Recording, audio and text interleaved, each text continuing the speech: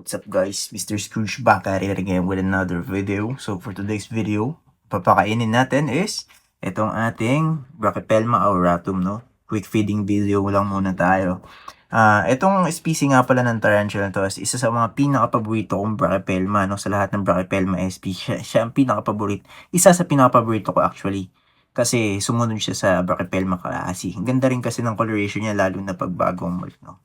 So anyways, without further ado, bigyan na natin siya ng superworm. Kuha lang tayong superworm. So our superworm, tignan natin kung magte-take down ba siya. Ayun, ang ganda ng coloration niya, lalo na pag gumagalaw, di ba? So bagsakan natin.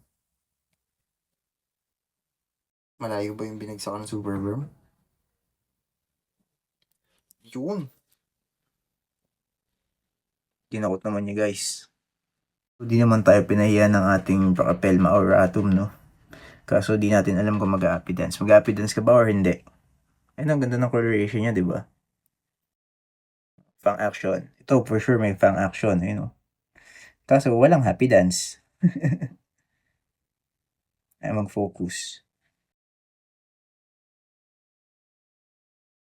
Ganda, di ba? So, I think hanggang dito na lang guys for today's video. Ayun, wala na yung focus. I think hanggang dito na lang guys for today's video. And thanks for watching guys. Bye-bye!